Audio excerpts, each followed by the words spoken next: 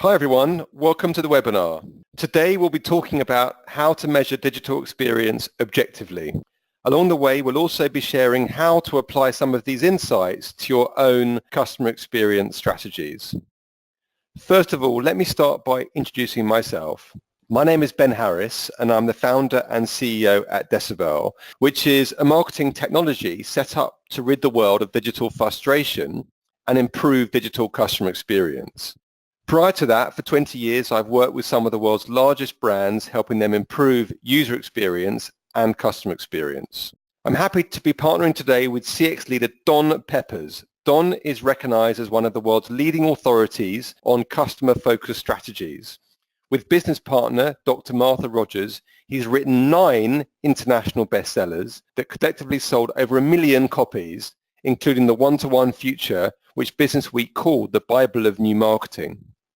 Separately, he also penned Customer Experience, What, How, and Why Now, which I highly recommend. Today, he's one of the most widely read LinkedIn influencers on the topic of customer experience, with over 300,000 followers. Don is as close as you can get to a pop star in the B2B world, and one of the reasons I was so keen to work with him is his obvious continued passion for the subject.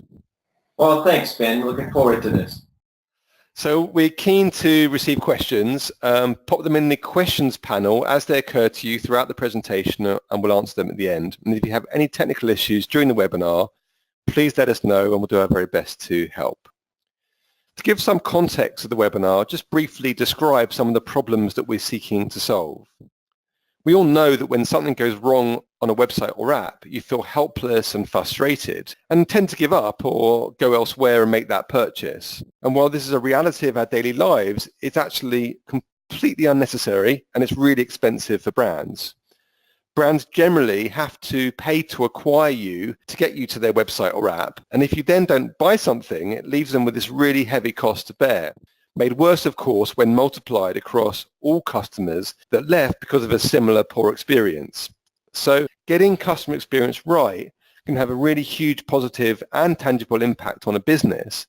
And one of the amazing things about being in digital is that we can have a meaningful influence on this. I think that future generations will look back at this era and laugh at the primitive problems that we faced when we tried to interact with brands online.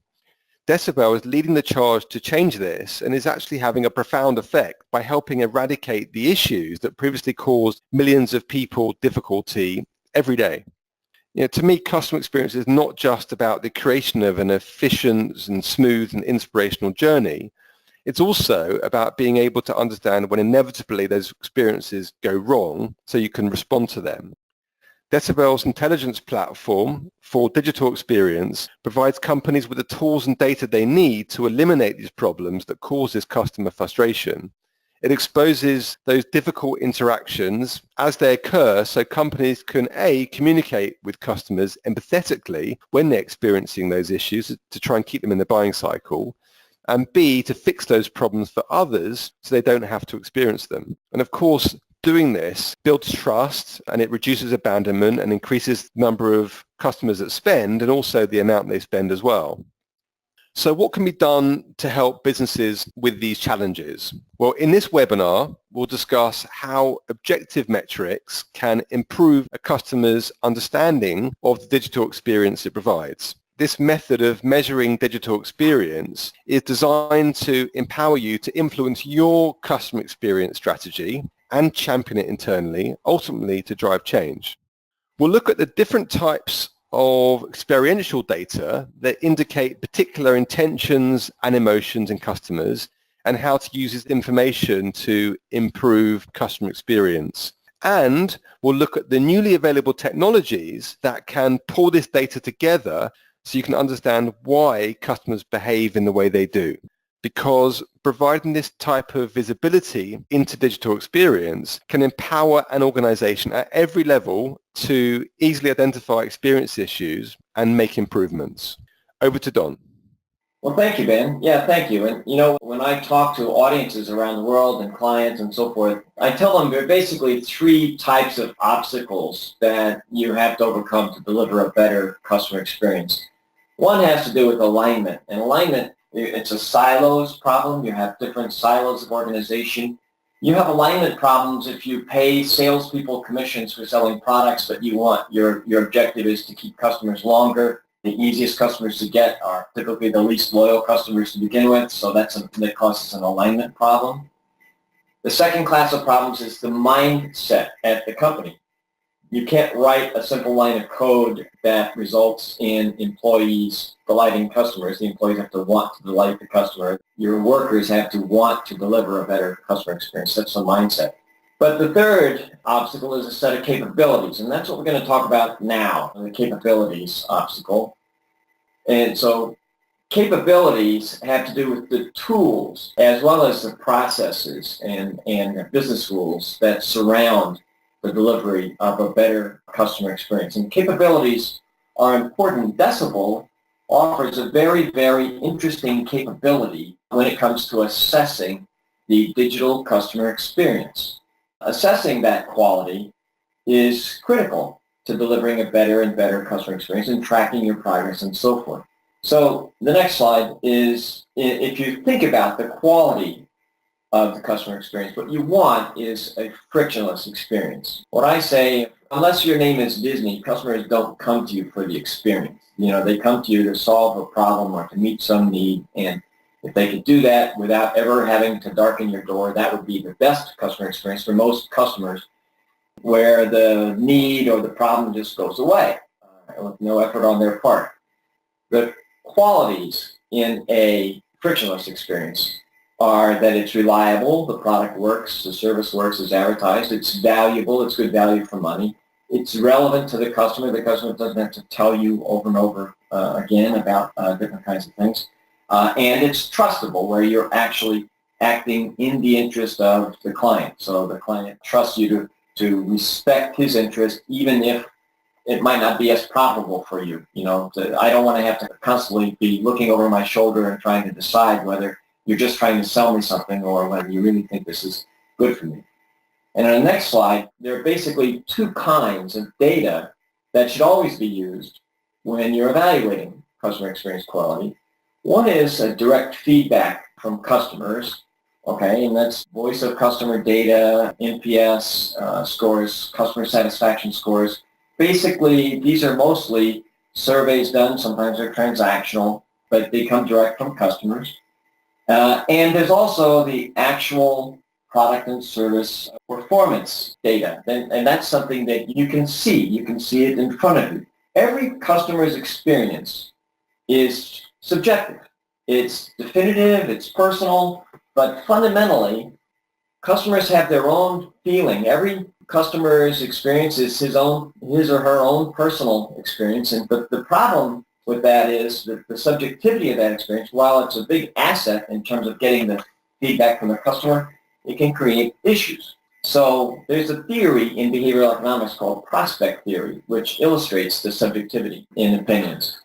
Daniel Kahneman and Amos Tversky put together prospect theory to explain basically the often seemingly irrational behavior of investors. Why did investors make money-losing investments when it should have been obvious and so forth?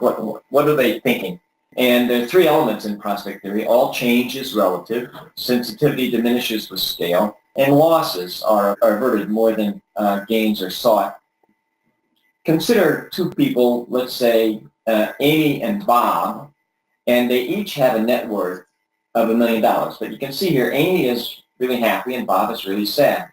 And why? Well, because last month, Amy was worth only $500,000, while last month Bob was worth $2 million. And now he's only worth $1 million.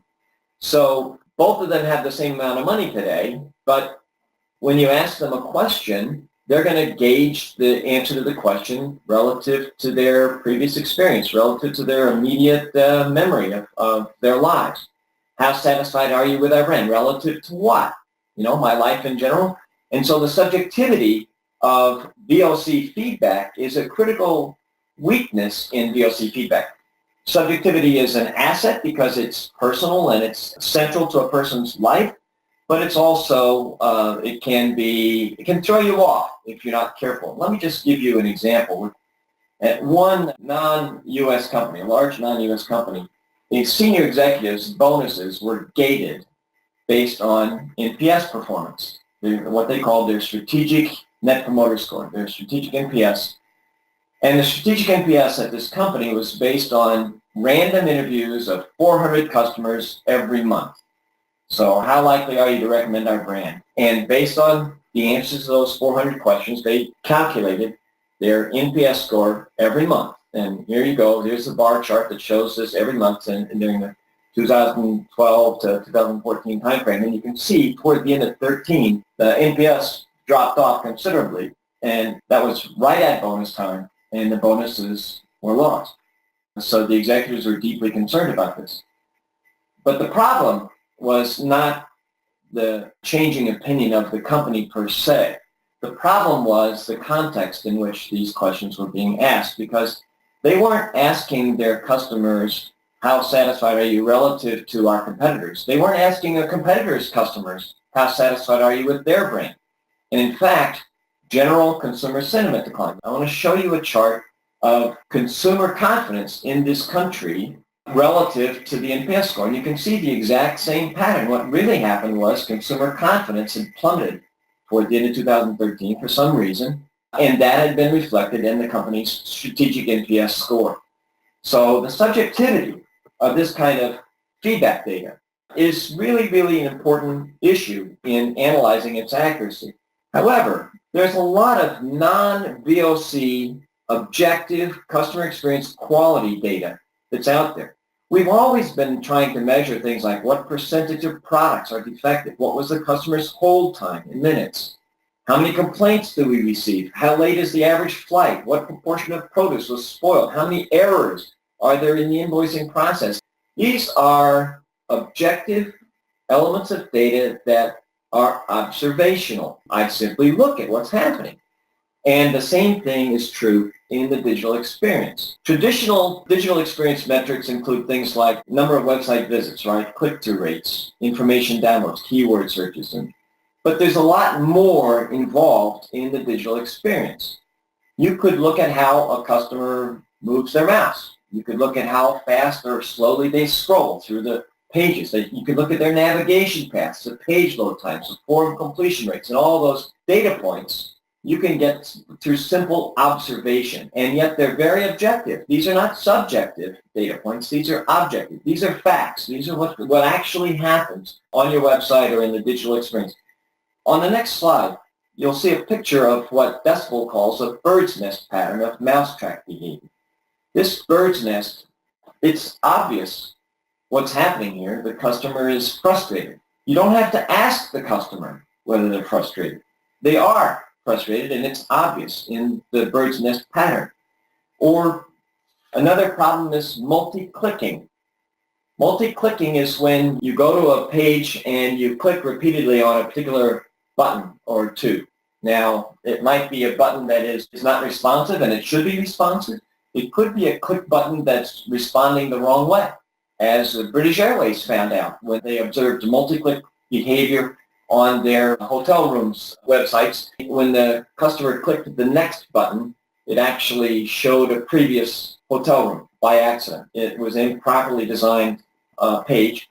And when they revealed that, they didn't have to get that information from asking customers, were you happy with your web experience?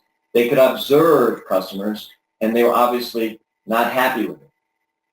But in addition to the bird's nest and multi-clicking and other examples that show clear customer frustration and poor customer experiences, you can also have higher user engagement directly observed in the digital experience.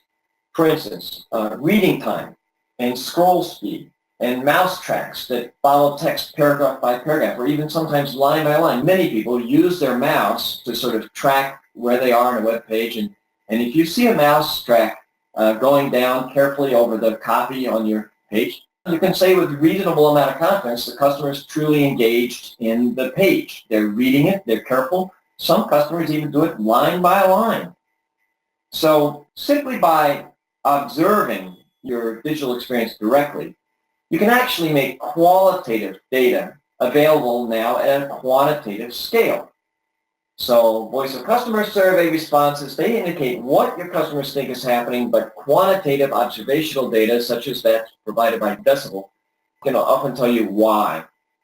And the question really is, might there now be a way to track objective observational data of DX quality overall? Might there be an overall objective measurement of digital experience quality? And that's, I think, what Ben's going to talk to you about now with the digital experience score. Thanks, Don. In the real world, to compete with online, a store must create really amazing experiences to attract customers. This is American Girl. For those that aren't familiar, it's where children can buy dolls that look like themselves and get the doll's haircut and ears pierced and even buy clothes to match their own. It's an amazing experience. But like with any store, shop associates keep a respectful distance from the prospective customer, looking out for buying or churn signals in their body language. And they then step in when it counts. And that's what we call in digital real time. Understanding body language online is that much harder. Recently, I wanted to buy some trainers online. So I searched and scrolled and clicked and went through a whole bunch of alternatives to find the pair that I liked. By the time I found them, I was actually pretty excited about these new trainers. But then I was unable to add them to the basket. And I was kind of filled with horror having spent all this time trying to find them. So I tried again and again several times using different ways to try and fake it, but I just could not get these trainers into the basket. I felt helpless and I felt frustrated because I knew that the brand didn't know that I was having that problem, which meant the problem wouldn't be fixed anytime soon. So eventually, obviously, I gave up because the brand only uses quantitative data, i.e. what happened, and not qualitative data, why it happened. The brand just thought that I didn't want them. So for the next week, everywhere I go online, they're teasing me with adverts for the trainers that I want, but I can't buy.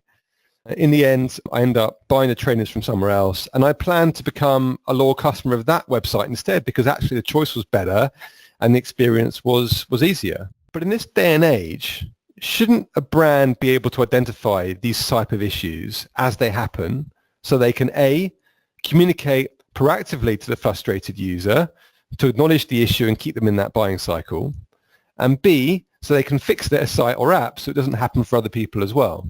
Now, this is completely feasible, but you need to start with a reliable metric. And we did a study of 2.2 billion users to find out if there was a link between that digital body language and the way they interacted. And what we saw was when frustration was displayed, for example, in a multi-click type pattern that Don just described, there was an 82% lower completion of goals.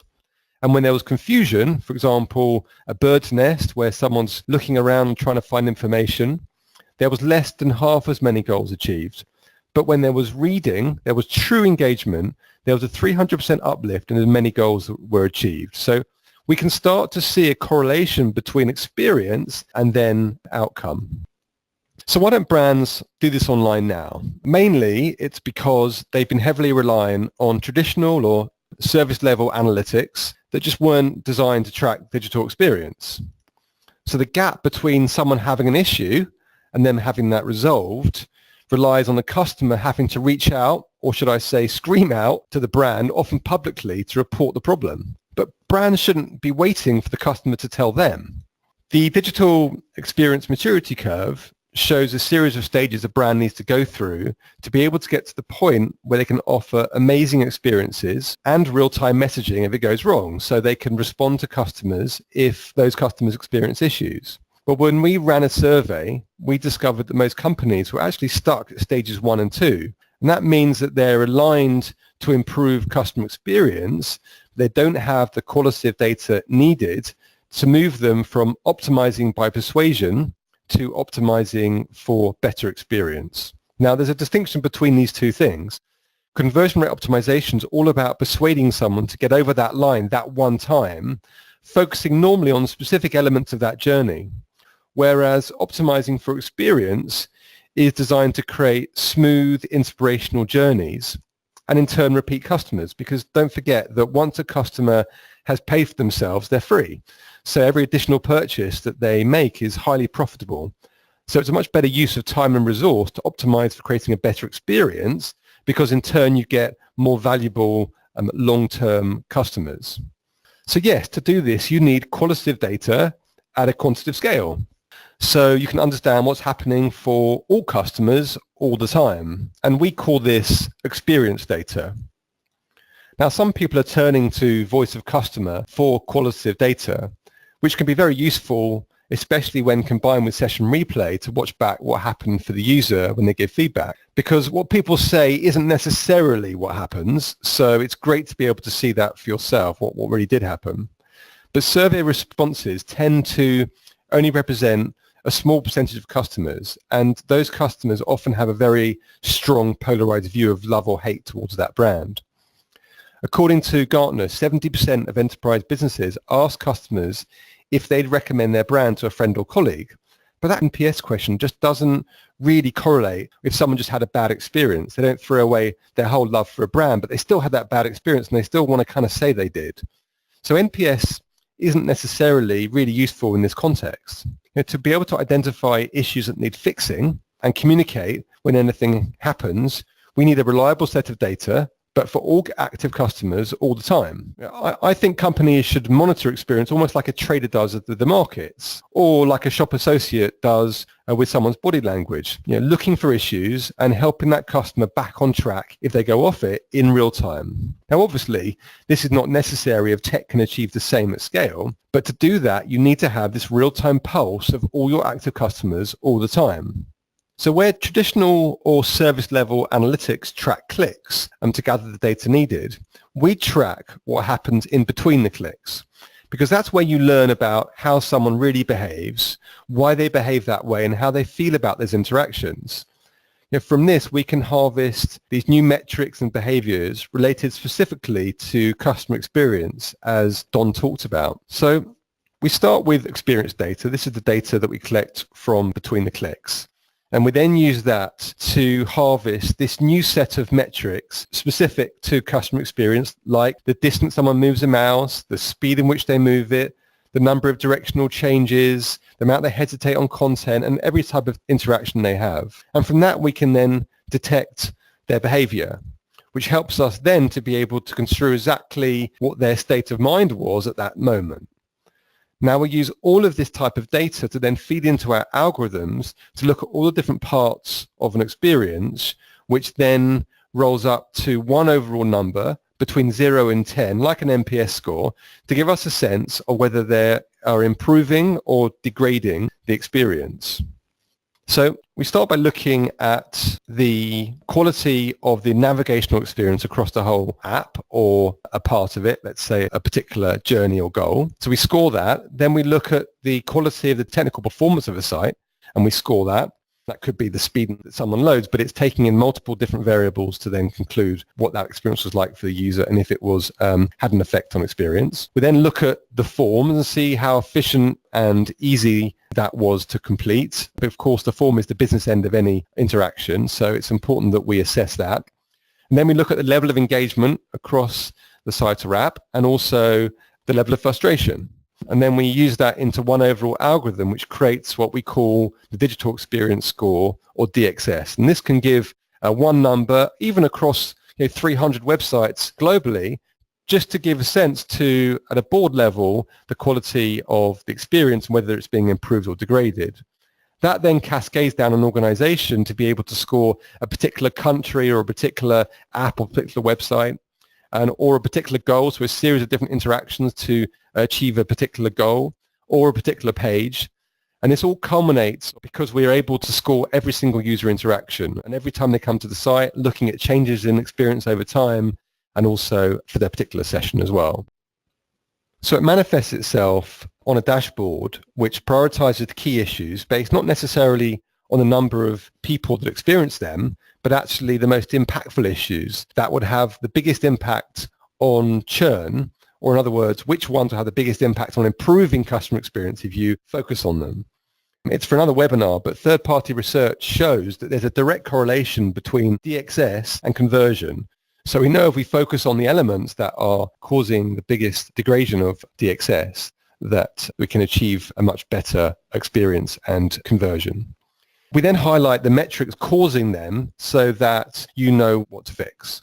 So experience data is needed to objectively measure digital experience, because once you have a reliable measure, you can then identify the priority issues to fix and to enable brands to communicate and empathize with customers if those experiences go wrong. So that gives us 3 key takeaways from this webinar, folks, what Ben and I were talking about. I hope you all appreciate the difference between subjective and objective customer experience data. Objective data is based on direct observation, whether you're tracking the schedule of a flight or tracking the track of a mouse on your website. And DX data is as important as traditional data. And the third key takeaway is you may know what happened, but now Decibel, it can actually tell you why. Back to you, Ben. Okay, to download our report on digital experience optimization, please go to our website, which is decibelinsight.com/DXT. That's decibelinsight.com/DXT. And while you're doing that, we'll start on the questions. And Don, this is probably the first question for you. The question is, have you got any advice on how to drive forward digital transformation in a business? I work in the analyst department, which is somewhat siloed off from the rest of the organization, making it difficult and time intensive to get stakeholder buy-in. Yeah, I have decades of advice for you. I'm not exactly sure how to sum it up, but I think it's a mistake to believe that a digital transformation at a company can be done from the top down. It really does require buy-in within the whole organization, and the alignment and mindset problems are particularly difficult. Even when you put the tools in place, you have to be willing to accept what the data is saying, and you have to be capable of affecting change. So despite the fact that the vast majority of companies in the world today are in fact concerned with their customer experience in some way or another, the majority of efforts to improve that customer experience are still wanting. They're still not as good as they could be, because a lot of times companies don't take it quite seriously enough. So yeah, you need the CEO's buy-in, you need all the department heads buy-in, but it's more than their top-level buy-in. You really need to educate and celebrate the small successes within the ranks of the company, and if possible, bring everybody in on it. I could go into more detail, but there's not enough time, even if this webinar lasted for 24 hours. The best thing I could advise is go around your company and find some other disciples, some other advocates for this method of change, and try to change it from within. That's my advice. Okay, thanks, Don. There's a bunch of other questions, actually, which are all kind of related in some way. I'll read a few of them out. How do you measure frustration like the bird's nest? Quantity of time this occurs? How is engagement and frustration assessed? Is it just mouse movement and page views? What are some of the metrics you're using to quantify the experience pillars? So these are obviously some of the mechanics of how we do it. So let me go back to the point that traditional analytics collects information on clicks. What we are doing is tracking information between the clicks. So in order to be able to make conclusions about the experience, the old type of data didn't really fit the bill. We needed to create a new set of data. So by tracking the distance someone moves a mouse, for instance, you can get a very different perspective on the experience someone has. You know, in the real world, you wouldn't go to the back of a Target store to buy your morning coffee because it's too inconvenient. You have to walk a long way. So why should that be any different online? And if it takes you a mile of mouse movement to transact on one site versus a half mile on another site where you're doing the same thing, inherently that mile was a worse experience. So in the past, people have had segments based on these old metrics, but now suddenly you can overlay on top of that this understanding of how long someone had to move to be able to do something. And of course, there used to be this idea that you should never have more than 3 clicks to get to a piece of content, which is this arbitrary number. But actually knowing how much effort someone has to place on doing something is in itself useful. But when you start laying over that, also the velocity of the mouse movement, the way that it accelerates, the number of directional changes, and whether that's acute angles or not, or the speed in which they're scrolling around at the same time, whether they hesitate on certain content, whether they're trying to click or click multiple times. All these different types of interactions weren't recorded before in a way that you can analyze them. And we are collecting and harvesting this data and feeding them into our algorithms, which is helping us understand the key aspects of an experience. And in fact, the algorithm actually adjusts itself to different types of websites, because some websites are around filling in a form, it's around content, and some are transactional. And it mutes different parts of the algorithm depending on the type of interactions happening on that particular site. So I can't give you the actual algorithms and mechanisms, but what I can say is it's using a very new type of data, and we are validating that actually when we have a score, that this is a reality, these things are actually happening for these people behind the scenes. The great thing about it is, and it's something we actually experienced ourselves, we actually released a bit of content out a little while ago with a gate. So people had to come and log it, to write their details to download a report. And when our marketing department released it out and sent it out to thousands of people, they were watching this dashboard to find out what was happening on that page. And they quickly discovered that one of the buttons wasn't working because people were getting very frustrated not being able to interact, and it was showing up on as a frustration. And the result of that was they were able to fix the problem almost immediately and then save the campaign, which if they hadn't done would have been a disaster. But what's interesting for me is that on our website, which doesn't get very many users compared to the likes of a multinational e-tailer, we would still not have been able to spot that problem unless we'd had this algorithm to point it out, which it did. And that's the important aspect for me. It's to be able to spot stuff that you can't see, and we're doing that by using this new set of data in our algorithms. I hope that kind of gives you some sense. There is a report on this on our website about how we go about it. And of course, if you let us know afterwards, we can send you some more information that we have. I think we have a white paper on this as well to discuss how we go about doing it. I could just add my 2 cents here, Ben. After our initial meeting a few months ago, I went on your website. I was very impressed with the amount of intellectual content that's freely available in the white papers and studies. It's done an admirable job. Good information on the website. Thank you. And another question that's come in. It says, is the tool as useful for apps as for websites? The answer to that is yes, and I'm assuming that's being asked because some types of interactions on websites can't be replicated on an app. But that goes both ways. On an app, you have pinching in and out, you have turning the phone from landscape to portrait. So there are other types of interactions that you can detect on those type of devices, which then feed into these algorithms as well. So in short, yeah, absolutely, it is just as useful. Next question. Is the aggregated experience metric of frustration, clicks, distance, acceleration, then based on the page and the page type? Is the score calibrated by the researcher? So yes, it is in part based on the type of page that it is and also the type of website it is as well. So depending on the type of interactions going on around it. And it says, is the score calibrated by the researcher? Is the researcher validating it? There is validation of our algorithms, and it's machine learning to make sure that we are progressing our algorithm as more data comes into it. So in answer, yes, but it's not all manual. Partly it's being able to validate, but partly it's not. I mean, to be honest, once you see a identification of a frustrated user and you watch back a session replay, you can quickly see that it was what really was happening. It's not difficult to understand what was happening at that time once you visually have an understanding of what went on. Are there any more questions? Okay, brilliant. Well, thank you very much all for joining today. I really enjoyed being able to talk about this subject. And Don, thank you very much for your input. We very much appreciate everything you've done, and we enjoy working with you. Thanks, Ben. Thanks very much. We'll send a follow-up email with the recording and some other details. But have a great rest of your day.